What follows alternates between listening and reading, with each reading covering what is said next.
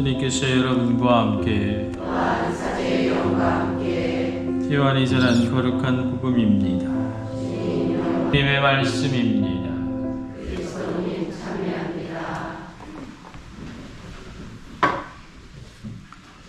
어서서 성령님.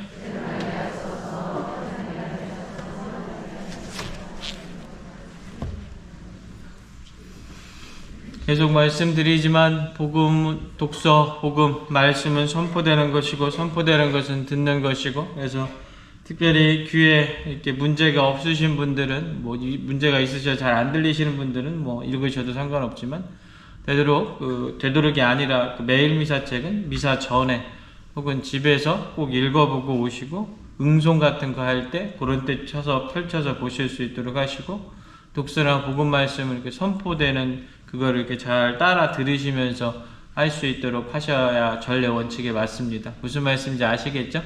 우리가 많이 습관적으로 그냥 이렇게 말씀해 드려야 되면 딱 피는 경우가 있는데, 그거 대단히 좋지 않은 부분 중에 하나예요. 그래서 예전에 매일 미사책 성당에서 안 팔고 성경책 다 비치해 놓고 그런 적도 있었잖아요. 그렇죠? 그 말씀이 이제 결국에는 말씀에 있던 선포를 듣는 부분들이니까, 더군다나 여기서 선포하는 사람들이 발음이 부정확하면 좀 안 좋겠지만, 오늘같이 우리 자매님 독서 잘 읽잖아요. 그죠? 그런 부분들은 더 귀에 잘 들어올 수 있으니까 반드시 매일 미사책은 좀 접어두시고 꼭 들으면서 말씀의 전례에 참여하실 수 있도록 부탁드리도록 하겠습니다. 아시겠죠? 여러분들 지속적으로 지금 간추린 서예결이 좀 길어서 복음 대신 여러분들 이제 서예결이 가정에 대해서 계속 이야기를 하고 있는데, 오늘 이야기할 부분은 가정을 무엇이라고 이야기하냐면 생명의 지성소다라고 이야기를 합니다. 여러분, 지성소라는 것이 무엇입니까? 지성소가 어디예요? 한마디로 하면 여기잖아요. 여기. 그죠? 지성소, 옛날 성전으로 보면 거룩으로 다 가려져 있어서 가장 거룩하고, 누가 계신 것? 하느님이 계신 것. 그래서 어떻게? 말 그대로 함부로 갈 수 없는 것. 그만큼 어떻게? 거룩하고 존귀하고 고귀한 것이다. 그걸 무엇이다? 그게 가정이다. 교회는 그렇게 이야기를 합니다. 왜? 그 가정에서 제일 먼저 무엇이 일어난다? 생명이 일어난다. 그 생명을 우리는 출산이라고 이야기하죠. 그래서 교회는 부부사랑은 본성상 그 생명을 받아들이도록 열려있는 것에 대해서 이야기를 합니다.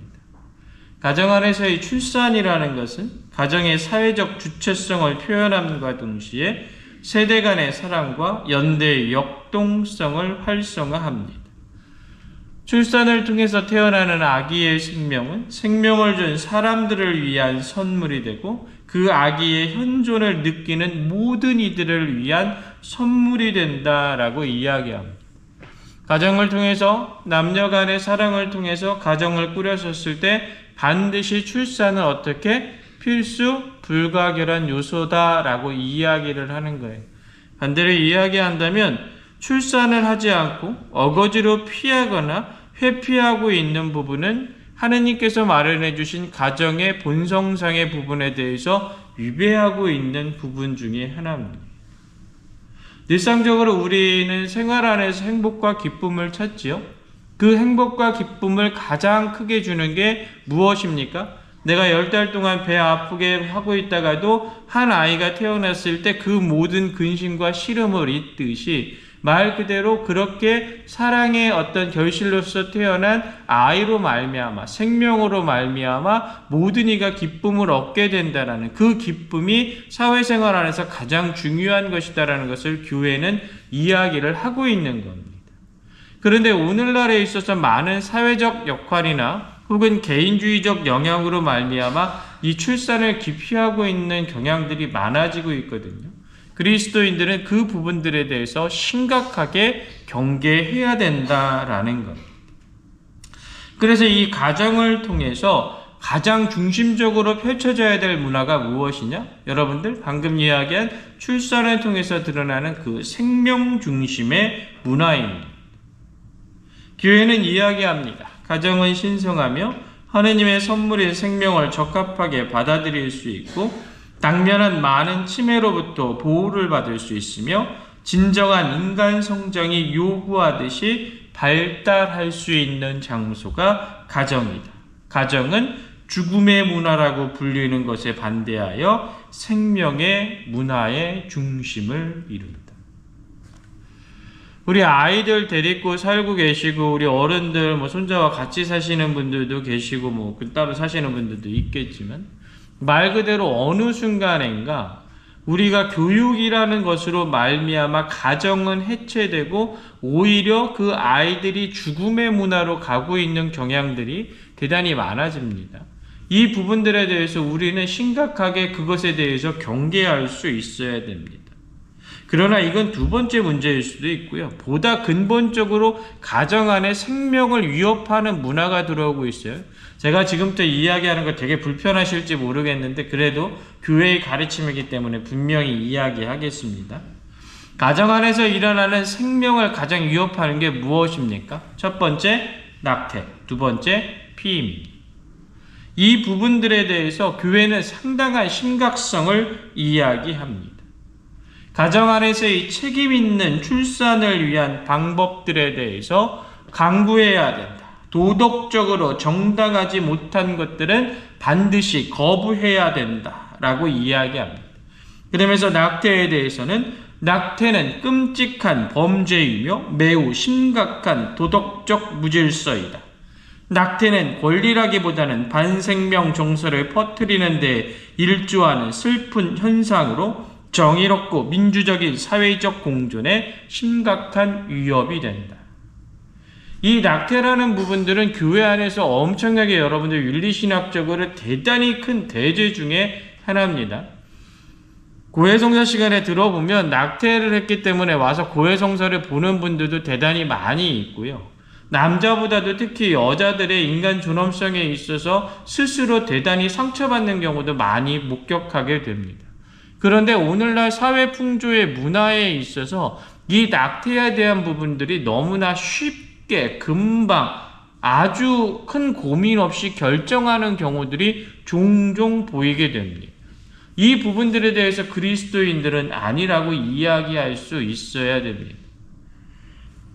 신부님이 애를 안 낳아서 그래요 라고 이야기하실지 모르겠습니다만 그 문제와 이 문제는 완전히 다른 문제입니다. 어려움의 문제와 생명이라는 근원적인 문제에서는 확실하게 구분할 수 있어야 된다. 그게 그리스도인의 의무입니다. 오늘날에 있어서 피임이라는 부분들은 엄청나게 너무나도 쉽게 금방 이루어져 있고 교육기관에서 그것을 가르쳐 줄 정도로 가톨릭 국가라고 하는 곳에서 말 그대로 피임기구를 무상으로 나누어 줄 정도의 문제들이 발생을 하고 있어요. 거기에 대한 경각심, 그것에 대한 어떤 오남용의 부분들에 대해서 너무나 꺼리낌이 없어진 부분들이 많아졌다. 그래서는 안 된다. 교회는 이야기하는 겁니다. 특히나 여러 가지 부분에 있어서 출산율을 강제적으로 조정하고 있는 국가들이 있습니다. 지난번 시간에도 말씀드렸듯이 그래서 간추린 사회결의 234항에서는 출산의 터울과 자녀 수의 판단은 오로지 부부에게만 국한된다. 어떠한 경우에도 공적 권한이 부부들의 권한을 침해해서는 안 된다라고 이야기합니다. 우리나라도 예전에 70년대 베이비붐 세대 때 이런 것들 많이 있었죠. 오늘날에 있어서는 엄청나게 출산율이 낮아져서 문제인데 그런 부분들은 어떠한 경우에 있어서도 용납되지 않습니다. 왜 이런 부분들이 나오게 되나? 교회는 전체적으로 모든 부분 안에 있어서 모든 교도권을 통해서 그 태아의 권리를 반드시 존중합니다. 여러분들 우리 결혼을 하게 돼서 아기를 상당히 갖고 싶어하는 부모님들 대다수가 그렇겠지만 아기를 못 가져서 안타까워하고 하는 이런 사람들이 있어요. 특히나 말 그대로 부모가 되고 싶어하는 엄청난 소망을 갖고 있는 사람들이 있는데 우리가 많은 경우에 있어서 가정 안에서 부모가 되고자 하는 소망과 태아가 가지고 있는 권리 안에서의 여러 가지 긴장관계에 대해서 잘 생각하지 않는 경우가 있습니다. 그래서 교회는 이렇게 이야기합니다. 부모가 되고 싶다는 소망이 자녀에 대한 권리를 정당화하지는 않는다. 그러나 태아의 권리는 언제나 명백하다. 태아는 아버지와 어머니 두 사람의 상호 보완성을 통해 혼인 위에 세워진 안정된 가정 안에서 생존에 필요한 최상의 조건을 보장받아야 된다. 말 그대로 우리 부모의 사랑으로 말미암아 배아가 생성된 그 순간, 그 시간부터 모든 말 그대로 태아는 언제든지 안전하고 평화롭게 가정 안에서 보호받아야 될 권리가 생기는 겁니다. 그렇다면 그 가정을 유지해야 될 부모들은 그 태아를 위해서 헌신적으로 노력해야 될 의무가 생긴다는 것을 기억해야 됩니다. 이 태아에 대한 부분이 나오면서 우리 안에서 많이 일어나고 있는 인공수정의 어떤 부분들에 대해서도 교회는 이야기합니다. 다른 여성의 자궁이나 부부 이외의 다른 사람의 생식체를 이용함으로써 생물학적으로나 법적으로도 친부와 친모인 한 아버지와 한 어머니에게서 태어나야 할 아이의 권리를 침해하는 정자나 난자의 기증, 대리모, 비배우자 간 인공수정 등 모든 생식기술은 윤리적으로 받아들이지 않는다. 왜냐하면 세상 안에서의 모든 생명의 탄생은 하느님의 모든 것을 이어받은 부부의 사랑의 결과로서 드러나야 되기 때문에 그렇습니다. 가슴 아픈 가정들도 많고 어려운 가정들도 많고 때로는 아이가 없어서 너무나 힘들어 있는 가정도 교회는 분명히 이해를 합니다. 그러나 윤리적으로 원칙적으로 이런 부분은 허용되지 않는다라는 것을 우리는 알고 있어야 됩니다. 이것과 더불어서 가장 큰 문제, 오늘날에 있어서의 가장 큰 문제가 있는데 그게 뭐냐면 배아복제입니다.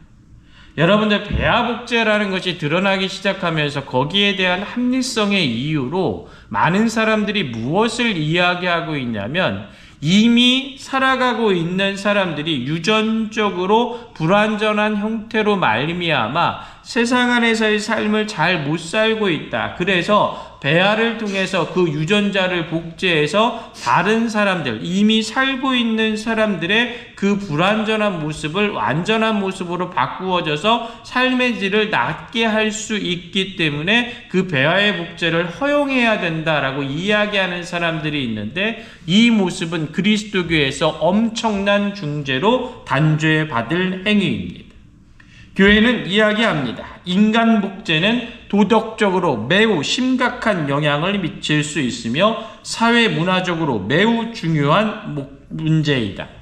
단순 치료 목적의 세포 복제와 배아 복제는 완전히 다르다. 배아 복제는 배우자 간의 사랑의 행위가 완전히 결여된 채 이루어지는 무배우자, 무성생식이기 때문에 인간 출산의 존엄에 위배된다. 이러한 생식은 복제하는 이가 복제되는 인간을 전적으로 지배하는 형태를 띈다. 복제를 이용하여 배아를 만들고 치료 목적으로 세포를 추출할 수 있다는 사실도 그 어떤 도덕적 심각성을 덜어주지 못한다.